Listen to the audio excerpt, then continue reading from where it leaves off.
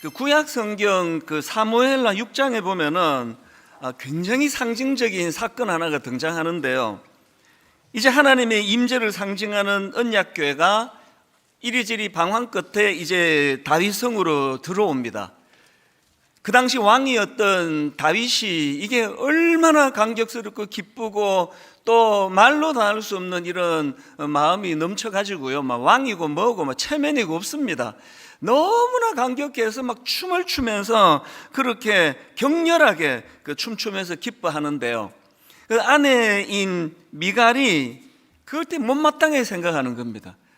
이 사람 도대체 왜 이러지? 왕이 무슨 체면도 없이 저게 뭐야? 그래서 이제 그 남편 다윗을 만나니까 이렇게 비웃습니다. 그게 사무엘하 6장 20절인데요. 세 번역입니다. 오늘 이스라엘의 임금님이 이제 비웃는 거예요. 비꼬고 있습니다. 오늘 이스라엘의 임금님이 건달패들이 맨살을 드러내고 춤을 추듯이 신하들의 아내가 보는 앞에서 몸을 드러내며 춤을 추셨으니 임금님의 채통이 어떻게 되었겠습니까? 그 뉘앙스를 아시겠죠? 그래서 지금 한쪽은 엄청난 기쁨을 드러내면서 기쁨의 춤을 추고, 한쪽은 그걸 또 한심하다 더 비웃고 있는 이 대조적인 장면이 이 사무엘하 6장에 나오는데요. 그 알리스트 맥그라스 교수가 쓴 책입니다. 인간 그레이트 미스테리, 이런 제목의 책이 있는데요. 이 책에서 이제 이 부분을 설명하는 대목이 나옵니다. 자, 먼저 사무엘하 6장 16절을 읽고 설명해 드릴게요. 여호와의 궤가 다윗성으로 들어올 때에 사울의 딸 미갈이 창으로 내다보다가, 이게 중요합니다. 창으로 내다보다가 다윗 왕이 여호와 앞에서 뛰놀며 춤추는 것을 보고 심중에 그를 업신여기니라. 지금 그 책에서 제가 보니까 여기서 강조되는 게 창으로 내다보다가예요. 그래서 이 창으로 내다보다가라는 것을 포인트로 해서 다윗의 태도와 미갈의 태도가 갈라진 이유를 설명하는데요. 이런 겁니다. 다윗은 지금 언약궤가 들어올 때에 그 언약궤가 들어오는 현장인 그 책의 표현으로 길에서 그것을 맞이하고 길에서 그것을 기뻐하고 춤을 췄다는 겁니다. 여기에 반해서 비웃었던 그 아내인 미갈은 어디에서 서 있습니까? 발코니에 서서예요. 발코니에 서서 방관하는 구경꾼의 태도를 가지고 그것을 바라봤다는 겁니다. 그래서 이제 이 대조를 통해서 그 책에서 강조한 게 이런 겁니다. 미갈처럼 구경꾼의 삶으로는 결코 기쁜 삶을 살 수 없다. 그러니까 발코니에서 내려오라는 겁니다.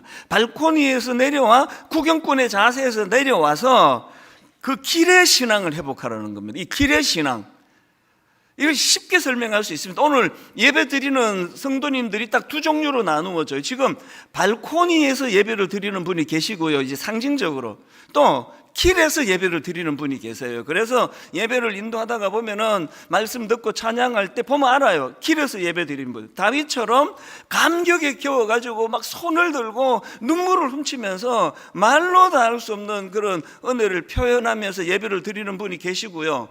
또 발코니에서 예배를 드리시는 분들은 어떤 분들이냐?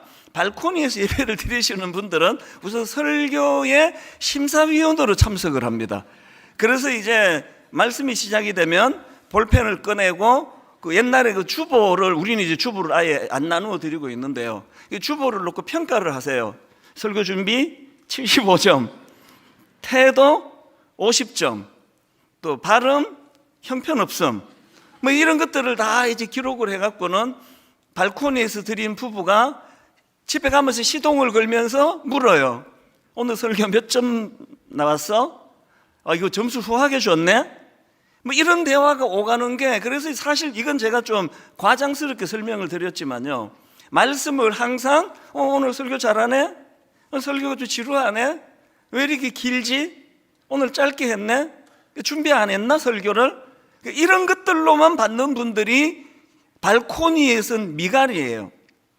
저는 이제 그 책에 나오는 이 내용을 보면서 예전에 제가 한번 그 설명을 드린 적이 있는데요. 그 인생은 두 종류로 나누는데요. 하나는 온도계 같은 인생이 있고 하나는 온도 조절계 같은 인생이 있다. 온도계 같은 인생은 어떤 인생이냐? 여러분 온도계 아시잖아요. 뭐 분석하는데 뭐 칼같이 정확해요. 그래서 지금 22도 정확합니다. 그거 영하 15도 정확합니다. 그런데 온도계가 가진 한계가 뭘까요? 분석은 잘하는데 아무런 영향을 못 미칩니다. 여기에 반해서 온도 조절계는요, 지금 바깥이 몇 도인지 가르치지 않아요. 온도 조절계의 초미의 관심은요, 우리 주인이 지금 실내 온도를 20도로 맞추라 그랬다. 20도로 맞추면 모든 에너지와 관심을 집중하는 건 주인이 명한 20도로 맞추는 거예요. 그래서 지금 영하 15도면 막 얼마나 히터가 강하게 돌아갑니까? 그리고 지금 밖이 35도인데 주인이 20도에 맞추라 그랬다 그러면 막 굉장히 찬 그 에어컨에서 찬바람을 뿜어내 가지고 그래서 기어 20도로 맞추는 거거든요. 이걸 또 저는 야구로 설명할 수 있습니다. 야구를 보면은요, 두 종류의 사람이 나옵니다. 야구 해설가가 있고 야구 감독이 있어요. 해설가는 안쓰러워요. 한 3시간 야구하면은요, 하여튼 한순간도 쉬지를 못해요. 막 계속 설명해줘요. 누가 안타를 치면은 막 분석이, 지금 그 배트의 각도가 너무 좋았습니다. 그리고 또 뭐 공이 올 때 이 포인트를 잘 잡았다고 막 분석을 합니다. 그리고 이제 또 뜬공이 나오면은, 저거는 지금 뭐 야구의 각도가 뭐가 잘못됐고 다리 자세를 보세요. 저래가 안타가 안 나옵니다. 막 계속 분석을 해주는데요. 여기에 반해서 야구 감독은 그냥 놀고 먹는 것 같아요. 프로야구 그 감독 한번 비출 때 보시면 아무것도 안 해요. 그냥 이렇게 하고 있습니다. 그냥 가만히 있어요. 그 뭐 자기 팀이 점수를 내도요, 막 모든 응원하는 사람이 막 일어나서 막 소리를 지르는데도 감독은 좋지도 않은가 봐요. 그냥 뚱하게 있고요. 또 뭐 역전패를 당해도 점수가 역전돼도 가만히 있습니다. 그리고 뭐 또 한 번씩 또 심심한지 뭐 코도 만졌다 귀도 만졌다가 뭐 모자도 벗었다 쓰고 뭐 이것밖에 안 해요. 근데 제가 지금 무슨 말씀을 드리고 싶은가 하면은요, 막 야구 해설가가 막 3시간 내내 막 그렇게 수고해서 그리고 막 정확하게 분석을 해서 하는데 불행하게도 야구 해설가의 해설을 통해서 야구 승패에 아무런 영향을 미치지 못해요. 한 번씩 제가 그걸 보면서 저걸 지금 뭐 팝콘 먹으면서 보는 나한테 저 이야기 왜 하느냐고. 저 선수가 들어야지. 야구 감독이요, 아무것도 안 하고 있는 그 모든 게 다 메시지인 거예요. 이 점수를 냈단 말이에요. 그러면 막 좋아하면은 이제 교만해져 가지고 그 다음에 영향을 미칠까 봐, 혹은 실수해 가지고 삼진 아웃을 당하거나 뭐 더블 플레이를 당하거나 그래도 막 화나가지고 모자 집어 던지고 안 그럽니다. 왜? 그 모든 거 하나가 감독 있게 행동 하나하나가 선수에게 영향을 미치니까요. 이것도 뭐 그냥 뭐 가려워서 코 만지는 줄 알았는데 그게 아니에요. 다 하나하나가 의미예요.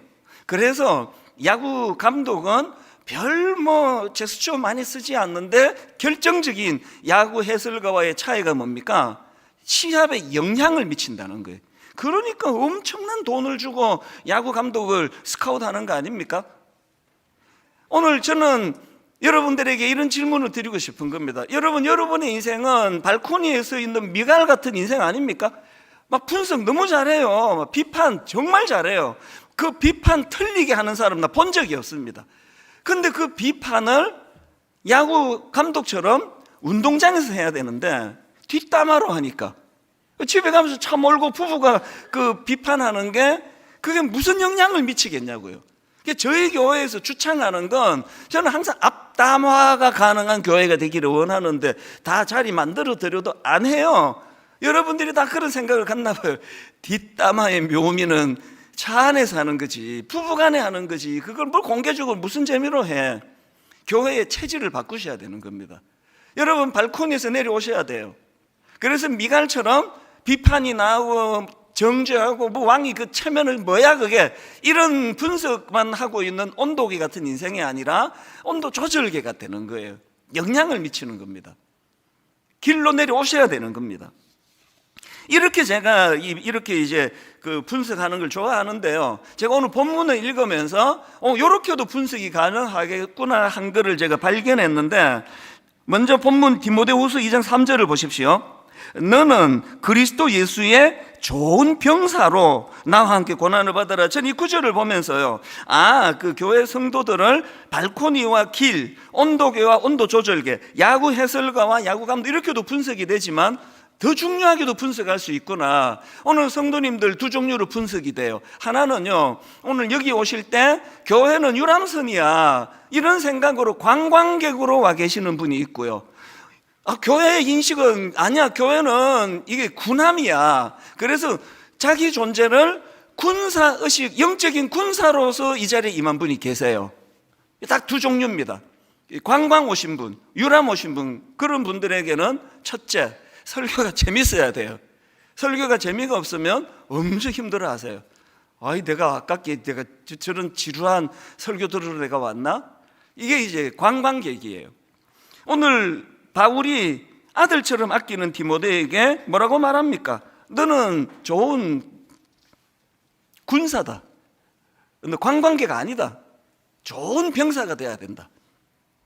제가 지난 2월 마지막 주일부터 이제 그 분당 우리 교회가 현상 유지적인 교회나 박물관 교회로 전락하지 않도록 이제 대안들을 매주마다 하나님께서 지난주까지 7개를 다루었고요. 이제 오늘은 마지막 8번째예요. 이 교회가 현상 유지적인 교회, 박물관 교회, 옛날 얘기나 하고 무기력하게 누워있는 그런 교회가 되지 않으려면 이래야 된다 저래야 된다 7가지 말씀드렸고, 오늘 마지막 8번째 대안은 이겁니다. 교회가 그렇게 무기력해지지 않으려면 그 성도들의 구성원인 성도들이 관광객이 아니라 군사가 돼야 된다는 거예요. 관광객들이 모여있는 교회는 10만 명이 모여도 너무나 참 빈약한 교회가 될 수밖에 없고요. 10명이 모여도 100명이 모여도 정규 군사 훈련을 받은 막 그냥 그 해병대 같은 막 강한 그 훈련으로 무장된 영적 군사들이 모인 교회라면 그 교회는 굉장히 탄탄하고 건강한 교회가 되는 겁니다. 여러분 한번 생각해 보세요. 제가 7가지 대안을 기억하십니까? 한두 가지 말씀드릴까요? 첫 번째 드렸던 말씀이, 말씀을 묵상하는 교회가 되면 절대로 박물관 교회로 전락하지 않는다. 두 번째가 뭐였습니까? 모이기를 힘쓰는 교회가 돼야 된다. 그리고 세 번째 주 기억하십니까? 목마름을 회복하는 교회. 그 목마름을 가지고 예배에 임하는 그런 성도들이 모인 교회는 절대로 박물관 교회로 그렇게 전락하지 않는다. 이걸 7가지를 제가 드렸단 말씀. 매주 하나님 뜻을 구하면서 그렇게 드렸는데, 마지막 8번째가 왜 중요합니까? 이게 막 엄청 너무나 놀라운 분석이 잘된 7가지였는데 이걸 듣는 분들이 다 관광객들이에요. 지금 관광객들이 이야 그 분석 잘했네, 저거는 90점 줘도 되겠다, 에이 뭐 분석 저거 70점짜리야, 이게 무슨 소용이냐고요. 이 7가지를 어떤 성도님들이 들어야 교회가 건강해질까요? 영적인 군사, 그것도 강한 군사. 그래서 교회는 유람선이야. 맨날 달력에 빨간 글씨 있는 공휴일마다 등산대회, 체육대회, 탁구대회, 우리 중고등부 때 많이 했습니다. 모든 달력에 빨간 글씨가 있는 공휴일은 무슨 대회로 꽉 채웠던 게 저희 중고등부 생활이었거든요. 그러다 보니까 저도 교회는 교회는 저는 유람선이라고는 생각 안 해봤지만, 교회는 하여튼 좀 유흥을 즐기는, 체육도 많이 하고 친교도 많이 하고 이런 걸로 인식을 했던 게 사실이에요. 저는 단 한 번도 중고등학교 때 교회가 그 훈련으로 무장된 군사들이 타고 있는 군함이라는 생각은 단 한 번도 해본 적이 없습니다. 중고등학교 때. 오늘 여러분들이요, 이제 교회에다 인식을 바꾸는 분이 많아질 때 분당 우리 교회는 더 건강해질 줄로 믿습니다. 교회는 유람선 타고 온 관광객들이 모이는 것이 아니라 강한 군사들이 모여있는 군함이 되기를 원합니다. 그래서 오늘 본문 디모데후서 2장 3절에서 너무 저는 이걸 많이 묵상했습니다. 너는 그리스도 예수의 좋은 병사로 나와 함께 고난을 받으라. 에베소서 6장 11절 마귀의 간계를 능히 대적하기 위하여 하나님의 전신갑주를 입어라. 말씀으로 무장하고 하나님의 능력과 힘으로 영적으로 무장한 성도들이 돼야 된다. 오늘 교회가 만약에 무기력하다면, 오늘 교회가 세상에 비난을 받고 손가락질을 받는다면 교회가 초라한 유람선이 돼버렸기 때문이에요. 그것도 별로 재미도 없는 유람선, 교회가 뭐가 그렇게 재밌겠습니까? 그 즐기러 온 사람들한테는. 제가 어느 글에 보니까요, 그 제목이 이래요. 야성을 잃은 호랑이가 되지 마라. 이게 참 강렬했습니다. 야성을 잃은 호랑이 어디 가면 볼 수 있죠? 동물원에 가면 볼 수 있습니다. 동물원에 가면은요, 저는 동물원을 생각하면 항상 구호가 생각이 나요. 이 들어보셨습니까? 죽은 사자는 썩은 고기를 먹지 않는다.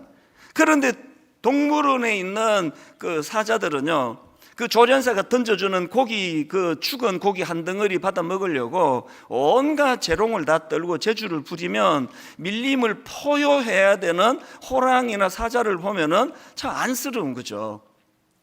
또 그 글에 이런 내용도 있더라고요. 닭에게서 부화한 독수리는 닭을 자기 의미로 알고 땅에 떨어진 모이나 쪼아대며 산다. 그 모습이 얼마나 초라합니까? 날개 펴 창공을 날아가는 그 독수리를 우리가 알고 있는데, 날개 다 접고 그저 땅이나 쳐다보고 모이나 쪼고 있는, 그래서 그 닭하고 경쟁이 돼가지고 먼저 이 모이를 먹으려고 쪼고 있는 그 모습을 상상을 한다면 너무 가련하고 불쌍한 거 아닙니까? 오늘 예수 믿었다 그러는데, 십자가로 변화됐다 그러는데, 나는 이제 더 이상 세상 사람 아니라고, 나 하나님의 자녀라고 그렇게 늘 기도도 하고 그렇게 말도 하고 다니는데, 실제로는 닭하고 경쟁이 돼서 모이를 더 먹으려고 애쓰는 그런 날개 꺾인 독수리 같이 살고 있는 거 아닙니까? 야성을 회복해야 돼요. 제가 이 야성, 이거를 이제 국어사전을 찾아보니까 이렇게 설명합니다. 자연 또는 본능 그대로의 거친 성질. 자연 또는 본능 그대로의 거친 성질.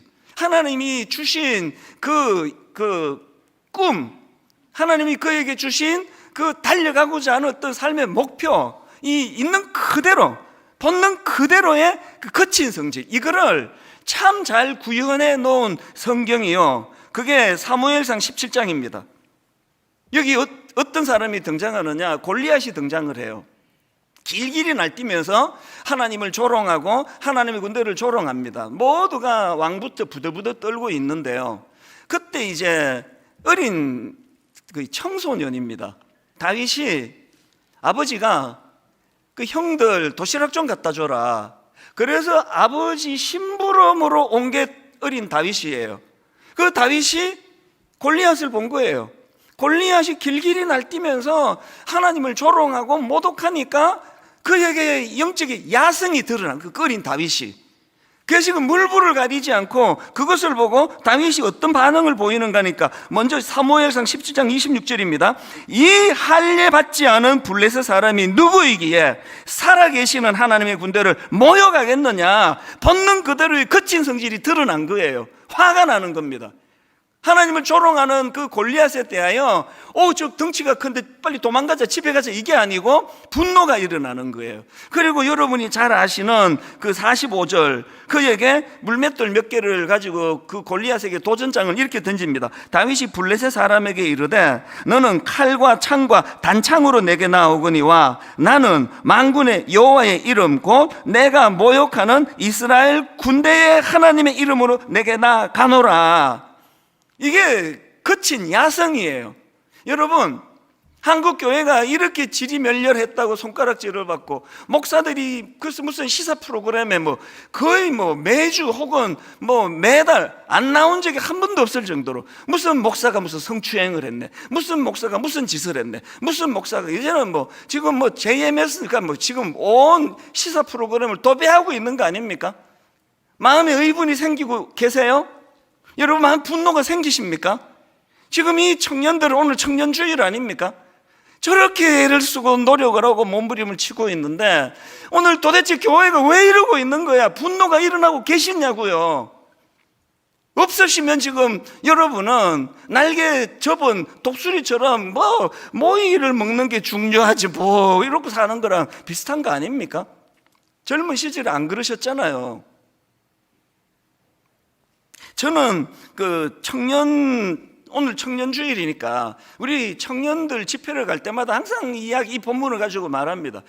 참 사람들이 이거 초점을 이상하게 다르게 해석하는 것 같다. 오늘 여러분 골리앗을 물맷돌로 물리친 이 본문을 하나님 여기다 왜 기록하셨을까요? 물론 다윗이 하나님 이름으로 승리했다, 이것도 당연히 있겠지만 메시지가 그것뿐이겠냐고요. 자꾸 이 본문을 가지고 그 어린 다윗이 물맷돌로 골리앗을 물리치는 결과만 자꾸 이야기를 하시는데 그거 아닙니다. 특히 청년일수록 결과도 중요하지만 더 중요한 게 뭡니까? 아무것도 없는 돌멩이 몇 개 손에 들려있는 다윗이지만 그가 야성이 있었기 때문에 비겁하지 않기 위하여 그 골리앗에게 도전장을 던진 거, 골리앗에게 덤빈 거, 이게 굉장히 중요한 포인트예요. 저는 청년들에게 종종 묻습니다. 여기 오늘 청년들 많이 와 있는데 대답해 보세요. 여러분, 무엇인가에 도전했다가 실패해가지고 쓰라린 눈물을 흘려본 분 계세요? 대학 입시 실패한 거 말고요. 여러분이 어떤 사명을 가지고, 여러분 어떤 꿈을 가지고, 여러분이 어떤 인생을 걸고 거기에 한번 달려들었다가 실패해서 눈물을 흘려본 적이 있느냐고요. 대부분 없습니다. 왜 없습니까? 안 될 것 같은 건 도전을 안 했으니까요. 골리앗에게 왜 도전합니까? 내가 죽으려고. 내가 바보입니까? 그러면서 도전 안 하는 거거든요. 여러분, 아까 어떤 누군가가 여러분 그 젊은 시절에 한번 무엇에게 도전한 적 있습니까? 그때 누가 아멘 그랬거든요. 귀한 분이에요. 그런 분은 정말 격려해 줘야 돼요. 자꾸 이긴 것만 갖고 얘기하는 거 아니고요. 거친 야성이에요. 한국 교회를 보면서 저는 우리 청년들이 마음에 거룩한 분노를 품어야 될 생각합니다. 이 교회를 도대체 저렇게 운영하고 있는 거야. 견딜 수 없는 마음의 어떤 부담감, 이게 지금 우리에게 지금 별로 없는 거 아닙니까? 그러다 보니까 청년들일수록 자꾸 교회를 피한대잖아요. 저는 그거 옳은 태도라 생각하지 않습니다. 왜 피하느냐고요. 그래서 저는 개인적으로요, 목사로서 가장 두려워하는, 제 자신에 대한 두려워하는 게 하나 있는데요, 저는 제가 자기 연민에 빠질까 봐, 정직하게 고백하면 능력도 부족하고 여러 가지 제가 부족한 게 많으니까 자주 자기 연민에 빠지기를 합니다. 자주 자기 연민에 빠져요. 내가 너무 초라한 거예요. 내가 너무 불쌍한 겁니다. 아무리 해도 안 되는데 어떡하느냐고. 1만 성도 파수 운동 이후에 한 10달 자기 연민에 빠졌습니다. 한 70-80%의 우리 교회의 평신도 지도자들이 이제 29교회로 다 이제 분산해서 나가시고, 기존 신자 등록을 안 받다 보니까 섬겨야 되는 초신자 성도님들은 엄청 많은데, 이게 교회 구조가 공룡 머리처럼 헤드는 조그맣고 몸통이 큰 교회가 됐는데 나이는 제가 들어가고 역부족이더라고요. 그래서 안 되는 거다. 이제 난 더 이상 이제 여기서 이제 내가 더 애써도 될 수 없다. 이런 이 자기 연민이 저를 패배의식으로 굉장히 저를 많이 괴롭혔는데요, 2월 말에 대반전이 일어났습니다. 지금 저는 다시 이제 젊은 그리고 강한 군사가 됐다고 생각합니다. 영적으로 이제 막 주먹이 계속 쥐어집니다. 나이가 중요한 게 아니고 하나님께서 오늘 분당 우리 교회를 새로 이렇게 주실 것이다. 새로 하나님 꿈을 주시고, 그래서 저는요, 해산하신 여성들을 더 많이 존경하게 됐습니다. 해산이라는 게 해보니까요, 다 주는 거더라고요.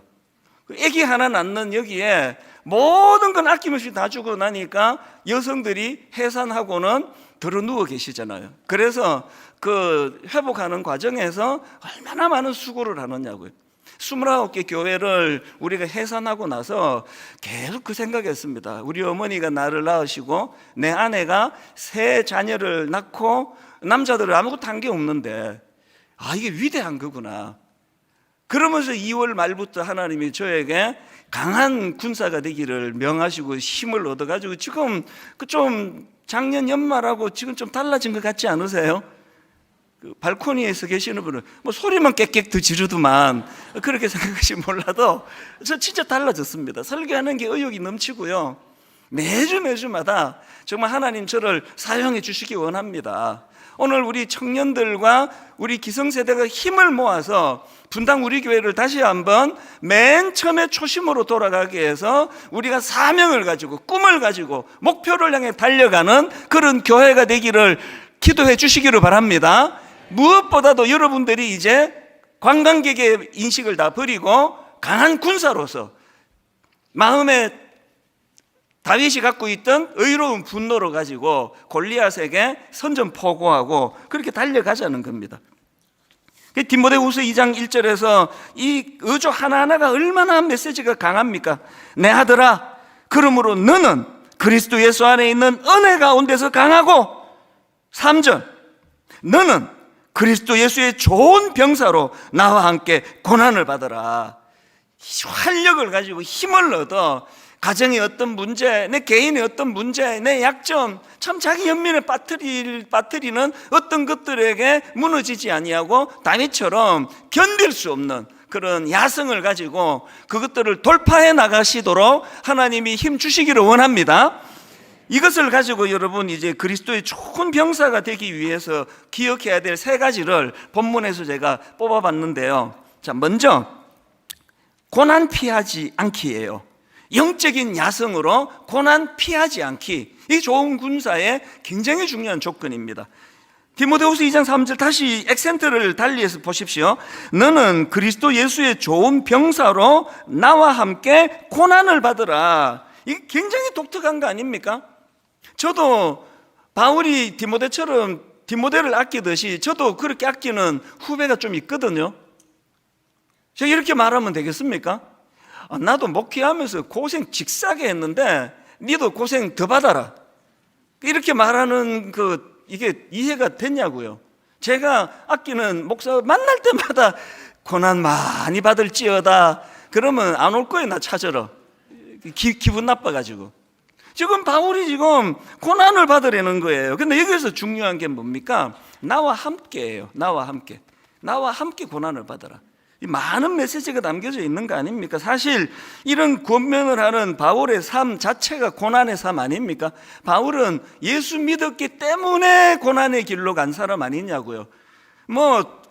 성경 한 구절만 내가 한 포인트만 읽어 드릴게요. 고린도후서 11장 23절부터입니다. 내가 수고를 넘치도록 하고 옥에 갇히기도 더 많이 하고 매도 수없이 맞고 여러 번 죽을 뻔하였으니 유대인들에게 40에서 하나 감한 매를 5번 맞았으며 3번 태장으로 맞고 1번 돌로 맞고 3번 파선하고 일주야를 깊은 바다에서 지냈으며 여러 번 여행하면서 강의 위험과 강도의 위험과 동족의 위험과 이방인의 위험과 시내의 위험과 광야의 위험과 바다의 위험과 거짓 형제 중의 위험을 당하고 또 수고하며 애쓰고 여러 번 자지 못하고 줄이며 목마르고 여러 번 굶고 춥고 헐벗었노라. 바울은 예수 믿고요, 하나님으로부터 고난 종합 선물 세트를 받은 것 같아요. 모든 종류의 고난은 다 받으셨어요. 그랬던 바울이 뭐라고 이야기합니까? 아들처럼 귀히 여기는 디모데에게 나와 함께 고난을 받으려는 거예요. 이게 이해가 안 되시면은요, 저희 어머니 생각하면 돼요. 저희 어머니는 남편이 목사님이셨잖아요. 교회를 위하여 40일 금식 기도하다가 17일 만에 돌아가셨어요. 그 이후로 그 지방의 시골의 교회 목사님이셨던 저희 어머니가 겪어야 했던 고난은요, 이런 말로 다 못해요. 그 얘기 풀기 시작하면 내가 눈물이 나서 말씀 못 전할 거예요. 어마어마하게 고난을 받았는데, 그러면 어머니 입장에서 제가 이제 어느 날 은혜 받고, 어머니 제가 아버지 뒤를 이어서 목사가 되겠습니다, 신학교 가겠습니다, 그러면 어머니 들어 누우셔야 되는 거 아닙니까? 너 미쳤니? 내가 내 남편을 목사로 만나가지고 내가 지금 이 절망적인 고난에 빠졌는데 아들이 또 그걸 한다고? 내 눈에 흙이 들어가기 전에는 못해. 절대 안 돼. 너 목사 못해. 그래야 될 것 같은데요. 반대잖아요, 반대. 난 목사 안 하겠다는데 계속 어머니가 어릴 때부터 저보고 아버지 뒤를 이어서 네가 목사가 돼야 되겠다. 이거 바울이 고난을 받아라, 이거 똑같은 거 아닙니까? 어머니가 왜 그랬을까요? 제가 알게 됐죠. 이 말씀을 묵상하다가. 여기 나와 있는 3절에서 나와 함께 고난을 받아라, 이 말은요, 고난을 피하지 말고 정면 대응해라, 이런 뜻 아닙니까?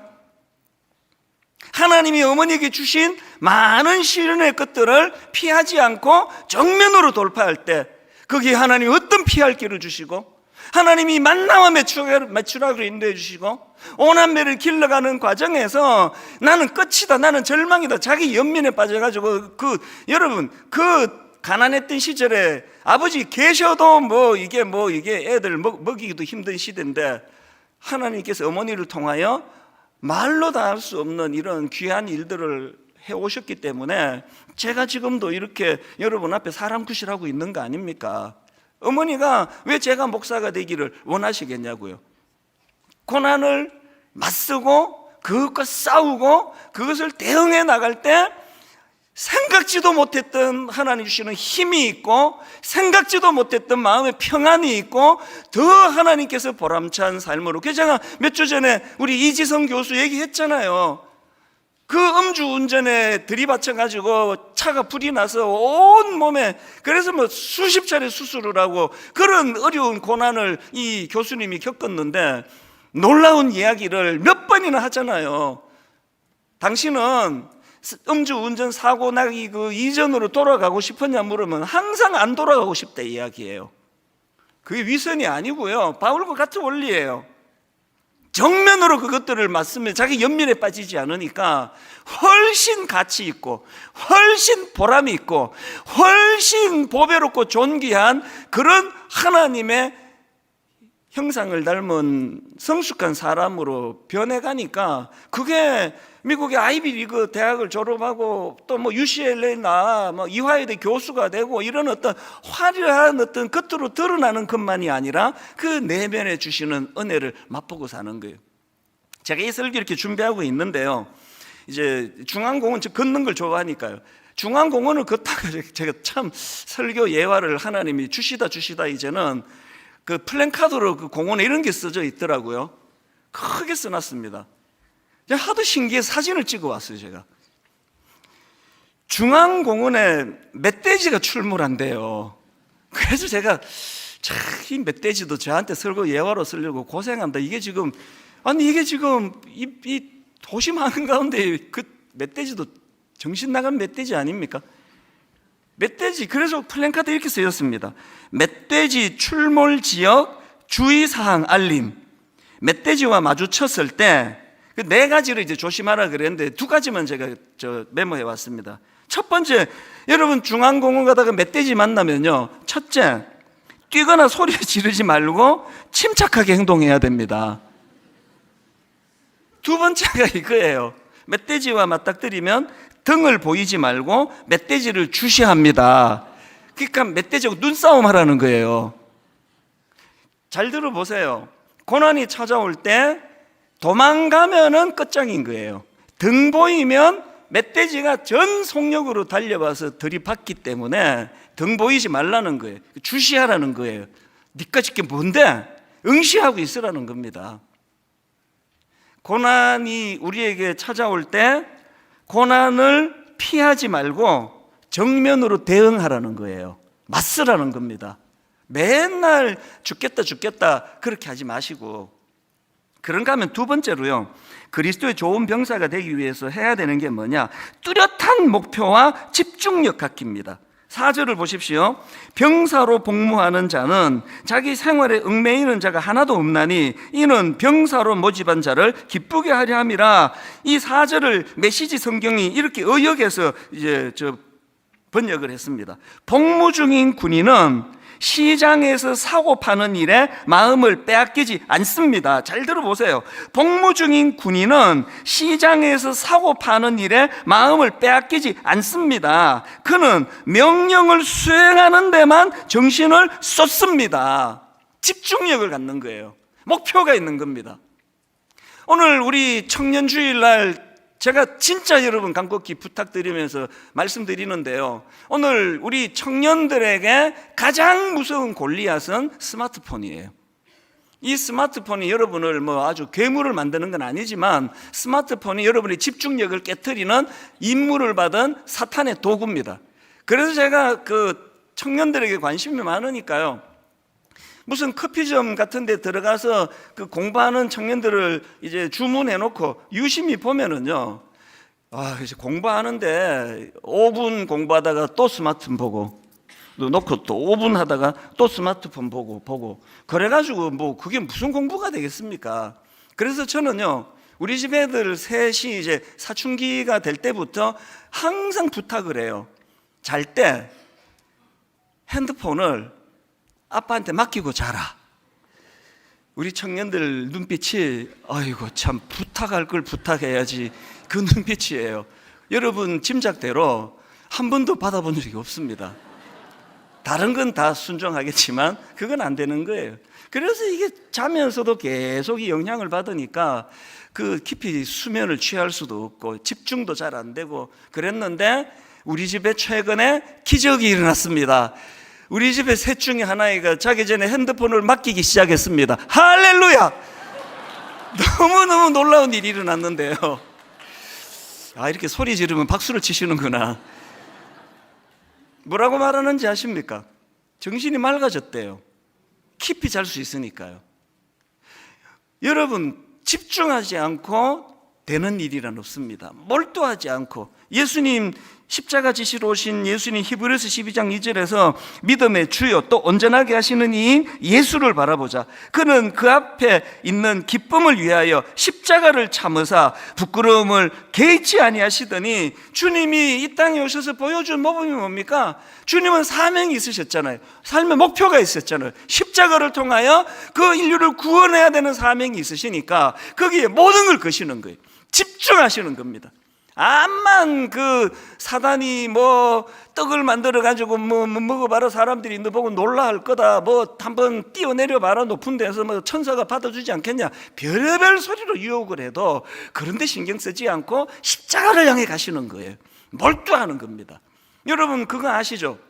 경마장에 가면은 그 말들에게, 그 경주하는 말들에게 이렇게 눈 가리개를 끼우잖아요.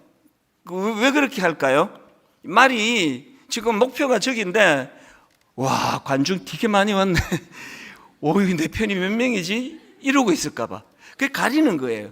제가 그래 보니까 이런 내용이 있더라고요. 눈 가리개 낀 경주마처럼 나아가고 싶다. 눈 가리개 낀 경주마처럼 나아가고 싶다. 이런 소원을 가지고 있는 이분이 누군지는 몰라도요, 저는 이분이 대단하다고 생각을 합니다. 청년주일날 뭐 복잡한 거 막 엄청난 결단하지 말고요, 자기 전에 스마트폰 나한테 맡기고 가세요. 우리 청년들. 아니면 불편하면 엄마나 아빠한테 맡기세요. 집중하셔야 돼요. 공부할 때는 스마트폰을 저기 멀리다 두시는 거예요. 꺼두시는 거예요. 몰두하는 훈련이에요. 집중하는 훈련입니다. 제가 오늘 설교 제목을요, 후회 없이 살려면 목숨을 걸어라. 후회 없이 살려면 목숨을 걸어라. 이제 어느 글에서 제가 문장을 발견하고 이걸 옮겨 적어 놓은 건데요, 집중하라는 거예요. 몰두하라는 겁니다. 후회 없이 살고 싶으면 거기에 목숨을 걸어라. 마지막 세 번째로요, 그리스도의 좋은 병사가 되기 위해서는 가장 중요합니다. 힘의 근원이 어디서부터 나는지를 제대로 알자는 거예요. 이게 오늘 본문에서 되게 중요한 문법을 제가 보여드릴게요. 디모데후서 2장 1절에 보니까 내 아들아, 그러므로 너는 그리스도 예수 안에 있는 은혜 가운데 강하고, 이렇게 표현을 했는데, 여기 나오는 강하고, 이거 헬라어로 보면은 수동태 명령형이에요. 문법으로. 이 수동태 명령형이라는 게 뭡니까? 그래서 강하고, 이게 잘된 번역이 아닌 거겠죠? 그리고 앞에 보세요. 너는 그리스도 예수 안에 있는 은혜 가운데 강하고거든요. 그 강함의 원천이 자기한테 나오는 게 아니에요. 은혜 안에서예요. 그리스도에겠습니다. 그래서 이거를 수동태로 번역을 하기를 만약에 원하신다면, 내 아들아, 그러므로 너는 그리스도 예수 안에 있는 은혜 가운데 강하여지고예요. 내가 강하게 만드는 거 아닙니다. 그래서 여러분 고린도 후서 12장 10절 고린도 후서 12장 10절에 보니까 그러므로 내가 그리스도를 위하여 약한 것들과 능력과 궁핍과 박해와 곤고를 기뻐하노니, 그 다음 같이 읽습니다. 이는 내가 약한 그때에 강함이라. 왜 약한 그때가 강함이냐고요?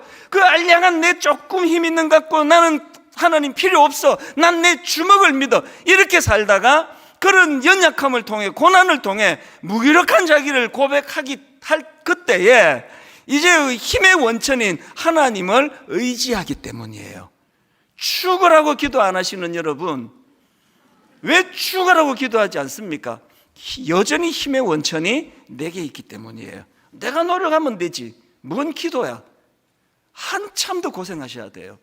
그래서 여러분 고린도전서 1장 26절부터 나오는 이 의미를 한번 곰곰이 한번 들어보세요. 형제들아 너희를 부르심을 보라. 그 다음 보세요. 육체를 따라 지혜로운 자가 많지 아니하며. 한번 쓱 둘러보세요. 그리고 뭐 잘 안 보면 저를 보시면 돼요. 약한 저를 보시면 돼요. 육체를 따라 지혜로운 자가 많지 아니하며 능한 자가 많지 아니하며 문벌 좋은 자가 많지 아니하도다. 그러나 하나님께서 어떤 사람을 택합니까? 세상에 미련한 것들을 택하사 지혜 있는 자들을 부끄럽게 하려 하시고 세상에 약한 것들을 택하사 강한 것들을 부끄럽게 하려 하시며 하나님께서 세상에 천한 것과 멸시받는 것들과 없는 것들을 택하사 있는 것들을 폐하려 하시나니 이는, 또 이것도 같이 읽습니다. 이는 시작. 이는 아무 육체도 하나님 앞에서 자랑하지 못하게 하려 하심이라. 이게 그리스도 안에 있는 은혜 가운데 강한 사람의 모습입니다. 오늘 약한 것 때문에 초라해지지도 말고 자기 연면에 빠지지 말고요. 뭐 조금 뭐 갖추고 있다고 그것 때문에 강함의 원천이 자기인 것처럼 교만할 필요도 없고요. 내가 약할 그때에 강함의 원천을 알게 된다. 결론을 저는 느헤미야 8장 10절로 맺기 원합니다. 여호와로 인하여 기뻐하는 것이 너희의 힘이니라. 여호와로 인하여 기뻐하는 것이 너희의 힘이니라. 제가 오늘 설교 마무리 기도하고 나면 우리 청년들이 단위로 엄청 올라와서 그들이 하나님을 기뻐 찬양할 것입니다. 우리 청년들을 축복해 주시고 기도해 주시고, 오늘 연세가 좀 있는 어른이랄지라도 나는 영적으로 다시 젊은 그리고 강한 군사가 될 것이다. 그리고 무엇보다도 힘의 원천이 나에게 있지 아니하고 하나님에게 있다는 사실을 인정해서 우리들의 삶이 관광객에서 강한 군사로 바뀌어지는 은혜를 오늘 예배 가운데 맛보게 되시기를 바랍니다. 기도하겠습니다. 하나님 아버지, 오늘 이렇게 청년 주일로 그렇게 드려지니 참 감사하고 좋습니다. 젊은 시절 하나님, 우리 청년들이 그저 관광객 같은 태도로, 그리고 하나님 미갈처럼 그저 발코니에서 평가나 하는, 그리고 온도계처럼 그저 눈금이나 가르치는 인생이 아니라 하나님 온도 조절계가 되고, 하나님 저들이 길 위에 서 있는 다리처럼 기뻐 춤을 추며 하나님을 찬양하는, 하나님 도전하는 믿음의 젊은이들 되게 하여 주시옵소서.